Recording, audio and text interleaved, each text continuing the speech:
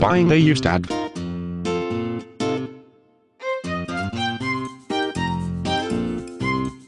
Not all of us can afford a brand new 2007 ATV with all the bells and whistles. As with cars or motorcycles, or any large vehicle for recreation or pleasure, we sometimes have to start out with buying second-hand. Of course, there's nothing wrong with purchasing a used car, bike or ATV. If you are going to buy used, you have to know what to look for, especially with a vehicle such as an ATV where you know that there is a chance the previous owner might have given the ATV some serious abuse on the trails. An ATV for an adult is made differently than one made for a child.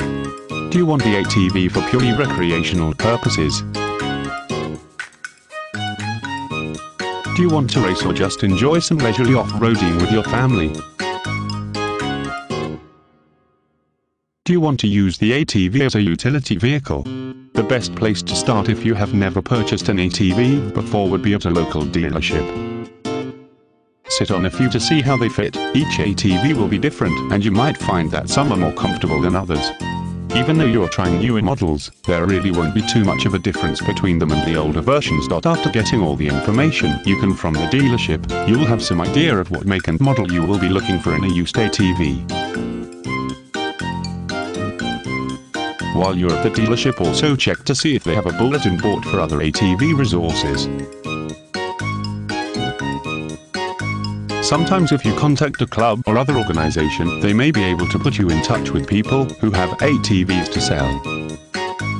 Places like eBay will no doubt have a lot to offer. The only problem with that is, unless the seller is in your area, you have no way to view the ATV up close. When you find the ATV you want to purchase, definitely go to check it out personally. When you see the ATV for the first time, make note of the condition of the plastic on the fenders. The overall outward appearance of the ATV will give you a pretty good clue as to how hard the previous owner treated the vehicle. If the fenders or other plastic parts are cracked and ruined, you can bet that you're going to have to replace them, and replacement parts and accessories are expensive. Again, a rigged seat isn't a big deal and is totally replaceable, but do you want to spend the extra money to do that? The next part of the inspection will take some work.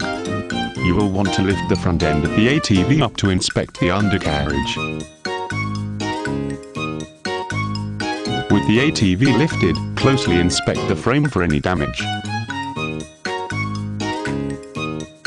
Make sure there are no cracks or dents in the frame or any of the connecting welds. Note any areas that might have rust and check them for cracks too. Oil, brakes and the air filter and air box should also be checked. Ask the owner if they have any records regarding oil changes and maintenance. Some owners might have an owner's manual that they can pass on to you. Take the ATV for a test drive too, if you can, to see how it handles. Lastly, if a title is required in your state, ask the owner if they have the title and if it is clear.